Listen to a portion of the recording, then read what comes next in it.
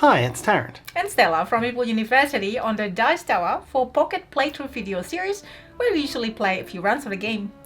In this video, we will show you Pagan, Fate of Roanoke, game designed by Kasper Kjær Christensen and Kåre Storgard, and published by Wormgold. We're using a prototype copy of the game, and so the rules and components may not be final. Let's get to the table.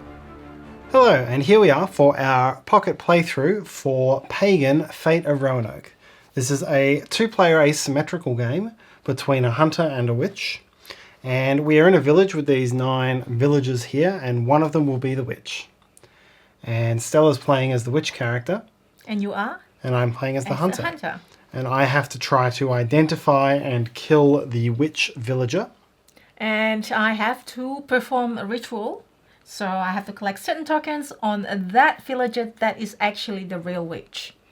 But you can't kill 3 because if you do, you lose the game. Yes, so I can't just take pot shots. I've got to get a good idea which one is the witch because I've only got 3 chances. So the game starts by the witch player starts the turn first, and then by flipping one of these. So this is a copy of these same villagers, and look at it, and then Tarrant doesn't look. So this is me looking secretly. So this is actually the real witch. So I take that away and leave there. So Tarrant can have action to reveal these cards and try to deduce which one are not the witch. Yes. So I start with only 2 action tokens rather than all 3. I can either place these tokens on villagers on the main board or on my own player board. There are different unique actions on my player board, so does the hunter's board. But the similar actions are usually considered weaker on your own player board. I want to go ahead the first one to try to gain 2 influence. Yes, so this here you gain 2 influence. So influence is our currency. We track them on these dials. We start with 2 each. Mm-hmm. Now, but I have to resolve this first. So I get to say here in the card, put 1 of my secret tokens to one of the green villages. So one of these 3. I go ahead and then put it here. Yes. And then I gain 2 influence. Thank you. So we start with 2. Now I have 4. The second one, I will go ahead and then do this. I feel like I need to collect the cards first. Let's see. So we start with 3 cards. So it's draw 3 cards, keep 1 and discard the rest. But I also go ahead to put 1 secret token to one of the blues, which, I don't know, I just put it there. Because it seems like, these tokens, once I have 3, I can turn into this one.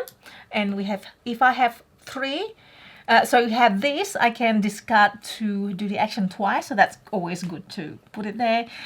And to win the game, I need to perform rituals. So I need 3 of these on 1 villager that is a witch. Yes. Okay. And so you draw 3 cards. We each start the game with 3 cards as well. Right. You draw 3 and keep 1. Yep. So I will draw, keep 1 and then discard the rest. So I'm going to do this onto my hand. And then this is my discard pile. I'll just put it away on. Okay, that's your turn. So what happened is my tokens don't come back to me. So that will block your turn. Yes. Same with your next time. Yep, so you've blocked out the good one that gives you 2 influence. There is one over here that gains me 3 influence but gives you 1. And I want some early influence. So I'm going to go on Nestling Mare. She makes me place 1 token on a green. And so I'm going to place it on Hunter Adams.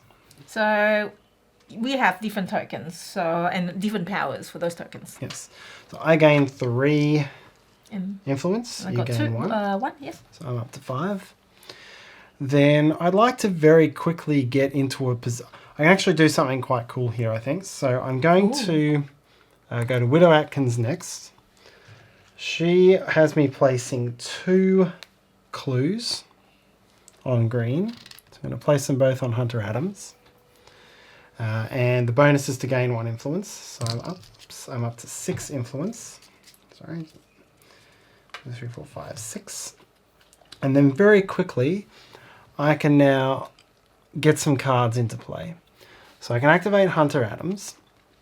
The first thing that happens, because I have 3 here, and I activate that character, I gain one of these boot tokens, an evidence token. And it's when I spend 3 of these that I get to start looking through this deck. So the more I can use that character while he's got 3 footprints, the better. Then I put 1 footprint on a red. Put it there. And now I can play up to 2 cards. Playing cards is very powerful, and there's a side effect here that I have to spend more influence for each of them.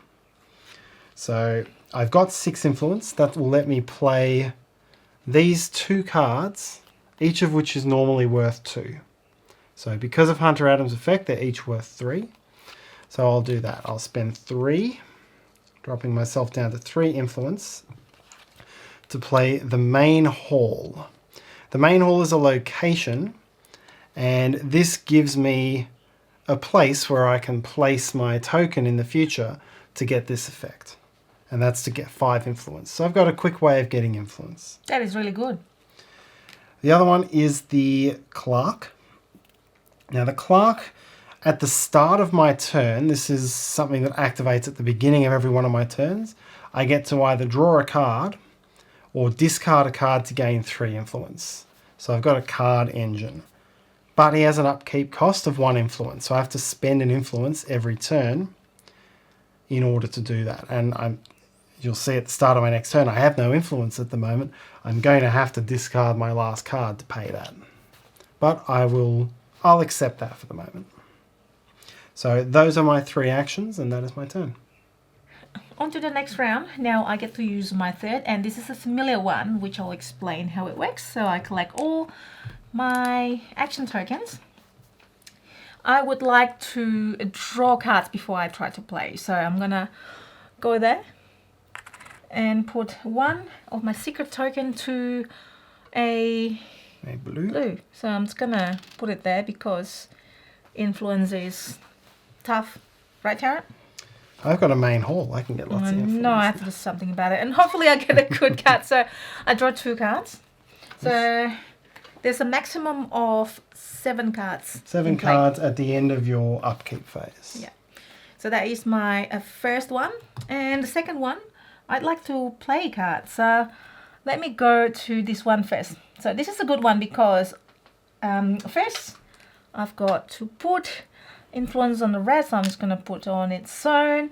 Play 1 card, reduce the influence cost by 1. So this is actually really good because it is cheap for me to play cards. I'm going to play this one first, so I'm going to play my familiar card. So what happened here is I get to, when I use my familiar token, then on the villager, then it will be more powerful, so I can have the extra effect, or if I do something else and pay extra, usually influence or card, then I get to activate the second effect. So that is I have to pay. So this has actually cost me 1, which is actually 3. 0. Yeah, 0. Now I've got to do this for for a slightly powerful effect. So I'm gonna play 1 card again. So I'm gonna go ahead and put it there. And I put 2 of my secret tokens on red. So I'm gonna quickly put it there. And then I will play this card. All right. So this is actually a brew card, which I have 3 that I can keep here. And I can collect the secret tokens on this card rather than on the villager. And then once I reach a certain amount that is required here, in this case is 4, then I get to activate the effects anytime I want. So I go ahead and pay 2. Yep, so that one's quite powerful. The effect there is to place 1 secret token on every villager. So that's a really quick way of getting secret tokens out. But this is a once-off use only. So once off, and you get to play another card on top of that. So when I a lot of power complete in that. And then I go ahead and then complete this. So place 1 of the secret token from my supply on a brew in play, which, there you go. There you go, you're a quarter of the way there already. I can spend 2 influence if I want to place another one, but I'm going to just leave it there for now. And that is my turn. All right, so we come into my turn. So I get my action tokens back. Then, as I described before, I do the upkeep phase where I get the benefits from my allies, but then have to pay. Essentially, in this case, I can either draw a card or discard a card to gain 3 influence. I need the influence to pay him, so I'm going to discard my only card and gain 3 influence. Very good. So I'm up to 3, and then I will have to pay one of those. And that's the cost shown up here. So pay one of those, I'm back down to 2. And now it is my action phase. So what I'll do, I need cards. I'm going to start by choosing Dr. Annie, who lets me draw 1 card. So I place 2 of these tokens, and I'm going to place them here, 1 on Stranger Sue and 1 on Preacher Wulfric. And then I draw a card. I do kind of want to play that. So what I'll do, I've set myself up here on Hunter Adams. Yeah. And the benefit of going here is I've already got 3 clues there. So activating gives me another piece of evidence. But playing cards there is more expensive. So I can play this card, Harsh Treatment, which has a 1 cost. I can play that for 2, so I'm back down to 0 influence. So this one is an investigation card. And I pick one of the 9 villagers and I place this card under that villager. And this is one that helps me. So I place it on my side of the board. I'm going to put it here. And normally we'd be sitting opposite each other, but we're sitting on the same side here. Put it there for now so you can read the text. So when I activate this villager, I may distribute 1 extra footprint, 1 extra clue token, because it's a character I want to use quite a lot. That's good. And putting that there will increase the benefit for me doing that. But it's left me out of cards again, and I really need to draw a card, otherwise I'm out of influence again. So I need to draw a card so that I can pay for my ally. And my only option is to go to Mayor Biggs. So draw 3 cards, keep 1 and then discard the rest.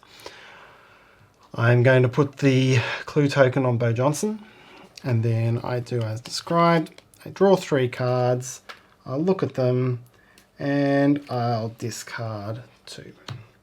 So now I'm down to 1 card that I can at least pay for my clerk with. Because the way you set up, I've actually occupied this one, so you can't go there. Correct, and that's part of why I'm putting clue tokens there. If I really want to use one of those, I can spend an action to discard one of those and get rid of your token. My go. I will need to take all of my tokens back.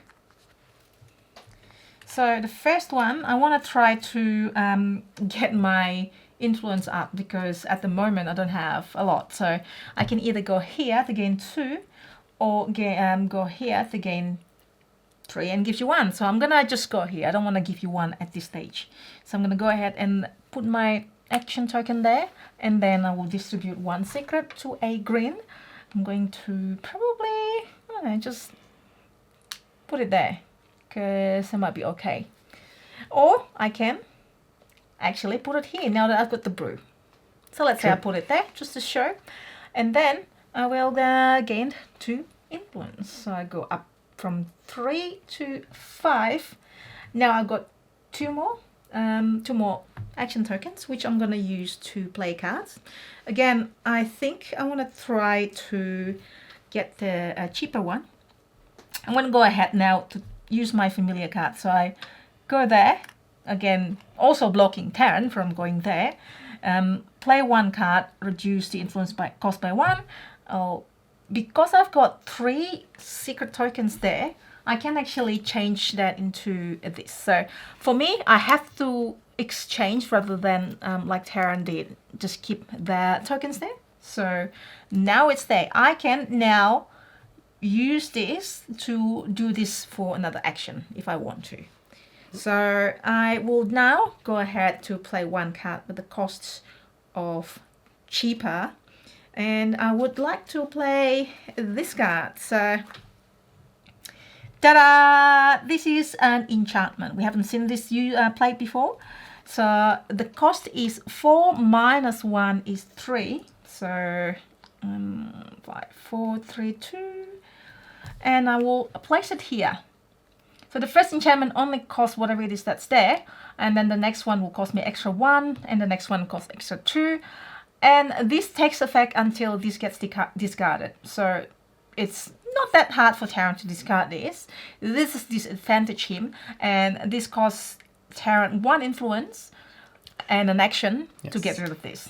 So what this does is treat all the text box of all of the ally cards as blank. Da-da-da. And that is really frustrating for me actually, because as I was saying before, I was relying on this effect to discard this card to get some influence so I could pay for him. Now that I don't have the text effect, I'm not going to be able to pay for him because I have no influence. And you don't have influence. I'm actually going to lose my ally, so that's really frustrating. Sorry. But very sharp play. I also, because that is the familiar, I also go ahead and then place 1 influence from the supply into brew in play. And I can discard 2 influence if I want to, which I do. And now I have 0, so I'm just gonna put it upside down just to indicate that we have 0. To actually place 1 more. So you can see now I have all completed. And anytime I can do it now if I want to or not. I can do it now if I want to. So I will discard all 4 because the requirement is 4 to place 1 secret on all villages. So I go ahead. Ooh. Yes. This is very quick escalation here. It gives you the ability to get into any of these villages you want. It's giving you a 3 there. Oops. So this is a powerful brew to get out so early. All right. So and then this gets discarded. And I get to play 1 free card. I still have to pay the cost. But one card is a free action. Yeah. So I'll go ahead and play. I've got a once-off card. So that's an interesting one. So you get 7 influence and I get 2 evidence. Correct. So it is called the charm card. So once off, I get 7. So up from 0 to 7 all of a sudden. And play it for free. And that gets discarded. Now I still have 1. And I still have cards that I can play. I will then... Sorry, Tarrant. I will play 1 card. So I'll go ahead and put it there. And then, so I can actually, instead, I can use the power here. But I'm going to just leave it there for now. Because I still have tokens. And I just save it for next time. Unless Tarrant has got something that remove it, I guess. But that's okay. This is also blocking Tarrant to go there next time. So, go ahead and put 2. I will like to put 2 on the red. So I'll just, let's say I do that to distribute that evenly. Also good, like Tarrant doesn't know which of the villages is. So by, you know, trying to distribute it evenly or whatever, it kind of help me for Tarrant not to deduce which one. You definitely don't want to make it too obvious. Correct. So I want to play 1 card and I will play this one, Tarrant. So this is another charm card. I am sorry, but this costs 4. So I now have the I have the influence. So it is 3 now. And select one of these cards in play and discard that. Ouch. Sorry. You have just destroyed my 2 ways of getting influence. This is actually going to... But look at this. You can, you know, you can start drawing cards and try to deduce which villages and so on. Tricky. All right. So that's your turn? Yep. It's quite a powerful one. Yeah, very much so. Okay, so to start my turn, I bring my action pawns back.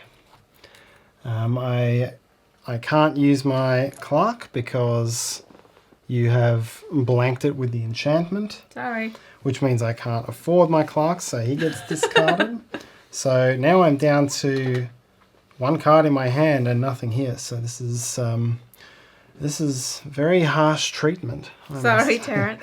But what I can do is start looking at these. So I'm going to discard 3 of these evidence tokens to draw a suspect card.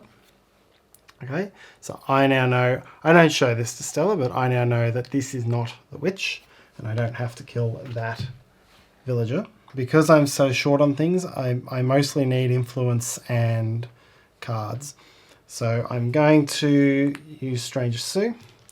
I place 1 of these tokens on blue, so I'll place it on her. And my third action, to get influence, my options are I can get 1 influence there, but get some clue tokens out. I can get 3 there, but give Stella 1. This one's blocked, or I could just use the basic action space on my board. Give myself 2 influence and Stella none. But you don't distribute these 2 tokens. Correct. How much influence do you have? 3. Something powerful might come with 4, so I'm actually going to just take the basic one, give myself 2 influence, and give you none. Boo. So we've shown you basically every type of card. I've got some events as well, which work much like Stella's charms. And so we'll bring the pocket playthrough to a close there. I made a couple of bad moves there and I'm in quite a weak position. But the witch has a lot of effort trying to get all of these favour tokens onto 1 card without making it obvious which card. That is correct. Well, you have these tokens which you can generate 1 every turn when you actually activate this villager. So that's actually good. Yes. Yes, I've got... we haven't spoken about how I would win the game, so I already know that Major Biggs is not the witch. I would try to get through as many of these as possible and then watch where Stella's placing her favour tokens. And then ultimately what I need is 3 clues on the villager that I want to eliminate, and at least 1 on every single other villager. And then I have to have Stella's token not on there, so Stella can block it with her token as well. Mm-hmm. And then I spend an action to eliminate that villager, and if I eliminate the right one, then I win the game. Well, this is the real witch of the villager, which is this one. I haven't actually turned this into these tokens yet, because my next time, if I have 6, I can do it twice, so up to twice. So I was just going to leave it there and, hoping that Tarrant doesn't actually get too suspicious and trying to draw attention maybe here, maybe here. So trying to cast as many as possible. Yep. Yes, the fact that you can do it twice in a row gives you the element of surprise, which is really helpful. Correct. So if I have 3 of these in this villager, and then I will then put my action token on that actual villager to perform a ritual, and then that's matching, and I win. That's how I win as the witch player. Yes. So hopefully that gives you a good feeling for how Pagan Fate of Roanoke plays. It is very much an asymmetrical 2-player game. You've got to watch the cards you're getting and really pick the best tactical moments to deal the most damage. And that's our pocket playthrough for Pagan Fate of Roanoke. We hope you enjoyed this video. When we film this video, Pagan Fate of Roanoke is going to Kickstarter, so we'll put the link in the description below when it is live, so you can check it out. If you enjoyed this video somehow, please help us by hitting that like button and subscribe to the Dice Tower if you haven't already done so. And if you have any questions, comments or feedback, please leave them in the comment section below. Until next time!